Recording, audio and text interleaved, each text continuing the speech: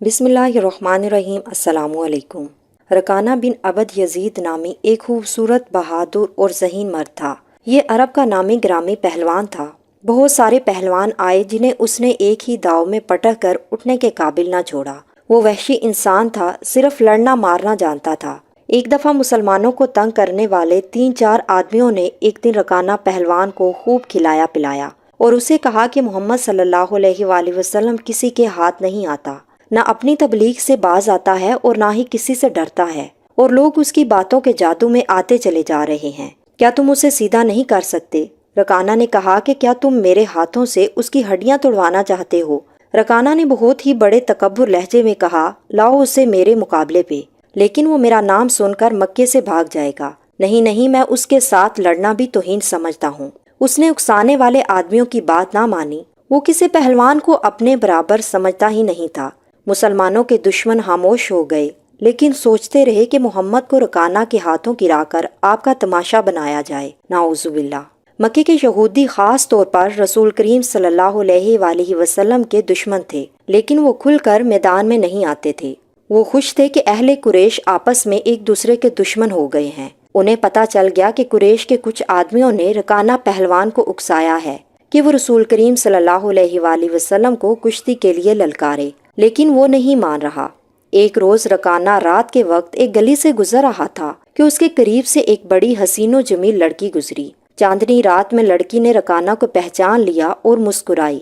رکانہ وحشی تھا، وہ رک گیا اور لڑکی کا راستہ روک لیا۔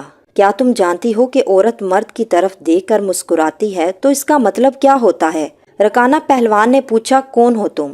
اس کا مطلب ہوتا ہے کہ عورت اس مرد کو چاہتی ہے۔ اس نوجوان لڑکی نے جواب دیا، میں سبت بنت ارمن ہوں۔ اوہو، ارمن یہودی کی بیٹی؟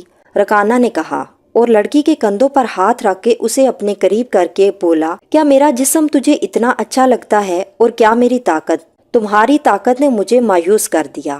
سبت نے اکتائے ہوئے لہجے میں کہا، تم محمد سے ڈرتے ہو؟ کون کہتا ہے؟ رکانہ نے گرج کر پوچھا، سب کہتے ہیں۔ سبت نے کہا، پہلے محمد کو گراؤ، میں اپنا جسم تمہیں انعام میں دوں گی۔ اللہ کے بیٹوں اور بیٹیوں کی قسم، تیری بات پوری کر کے تیرے سامنے آؤں گا۔ رکانہ نے کہا، لیکن تو نے غلط سنا ہے کہ میں محمد سے ڈرتا ہوں۔ بات یہ ہے کہ میں اپنے سے کمزور سے لڑنے میں اپنی توہین سمجھتا ہوں، لیکن تیری بات پوری کروں گا۔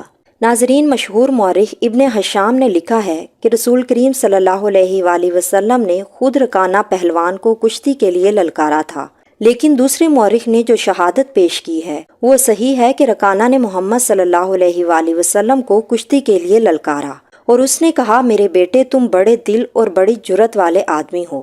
میں یہ بھی جانتا ہوں کہ تم جھوٹ بولنے سے نفرت کرتے ہو، لیکن مرد کی جرت اور صداقت کا پتہ اکھاڑے میں چلتا ہے۔ آؤ میرے مقابلے میں اکھاڑے میں اترو۔ اگر مجھے گرا لو، میں تمہیں اللہ کا بھیجا ہوا نبی مان لوں گا۔ اللہ کی قسم، تمہارا مذہب قبول کر لوں گا، لیکن یہ ایک بھتیجے اور چچا کی کشتی نہیں ہوگی۔ رسول کریم صلی اللہ علیہ وآلہ وسلم نے رکانہ کے للکار کے جواب میں کہا، ایک بت پرست اور سچے دین کے پیغمبر کی لڑائی ہوگی۔ تو ہار گیا تو اپنا وعدہ نہ بھول جانا۔ مکے میں یہ خبر صحرا کی آندھی کی طرح پھیل گئی کہ رکانہ پہلوان اور محمد صلی اللہ علیہ وآلہ وسلم کی کشتی ہوگی، اور جو ہار جائے گا وہ جیتنے والے کا مذہب قبول کر لے گا۔ قریش کا بچہ مرد و زن اور یہودی ہجوم کر کے آ گئی۔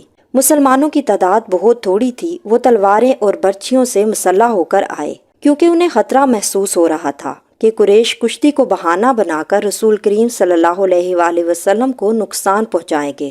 عرب کا سب سے زیادہ طاقتور اور وحشی پہلوان رکانہ بنت عبد یزید رسول کریم صلی اللہ علیہ وآلہ وسلم کے مقابلے پر اترا۔ اس نے حضور پاک صلی اللہ علیہ وآلہ وسلم پر طنزیہ نظر ڈالی اور آپ پر تھپکی کسی۔ آپ صلی اللہ علیہ وآلہ وسلم مکمل خاموشی اور اطمینان سے رکانہ کی آنکھوں میں آنکھیں ڈال کر دیکھتے رہے کہ وہ بے خبری میں کوئی داؤ نہ کھیل جائے۔ رکانہ آپ کے ارد گرد یوں گھوما جیسے شیر اپنے شکار کے گرد گھومتا ہے۔ ہجوم رسول کریم صلی اللہ علیہ وآلہ وسلم کا مذاق اڑا رہا تھا۔ مسلمان خاموش تھے، وہ دل ہی دل میں اللہ کو یاد کر رہے تھے۔ انہوں نے اپنی تلواروں کے دستوں پر ہاتھ رکھے ہوئے تھے۔ پھر نہ جانے کیا ہوا کہ رسول کریم صلی اللہ علیہ وآلہ وسلم نے کیا داؤ کھیلا۔ مورخ لکھتا ہے کہ آپ نے رکانہ کو اٹھا کر زمین پر پٹخ دیا۔ رکانہ زخمی شیر کی طرح اٹھا اور آپ پر حملہ آور ہوا۔ آپ نے پھر وہی داؤ کھیلا اور اسے پٹخ دیا۔ وہ اٹھا تو آپ نے اسے تیسری بار پھر پٹھا۔ بھاری بھرکم جسم 3 بار پٹھا تو کشتی جاری رکھنے کے قابل نہ رہا۔ رکانہ سر جھکا کر اکھاڑے سے نکل گیا۔ ہجوم پر سناٹا طاری ہو گیا اور مسلمان ننگی تلواریں اور برچیاں ہواؤں میں لہرا لہرا کر اور اچھال اچھال کر نعرے لگا رہے تھے۔ رکانہ رسول کریم صلی اللہ علیہ وآلہ وسلم نے للکار کر کہا، اپنا وعدہ پورا کر اور یہ اعلان کر کہ آج سے تو مسلمان ہے۔ رکانہ نے قبول اسلام سے صاف انکار کر دیا اور پھر فتح مکہ کے دن اسلام قبول کر لیا۔ بعض مورخین نے لکھا ہے کہ رکانہ نے کشتی والے دن ہی اسلام قبول کر لیا تھا اور کہا تھا کہ جس شخص نے مجھے ہرایا ہے یہ کوئی عام آدمی نہیں بلکہ یہ اللہ کا سچا نبی ہے۔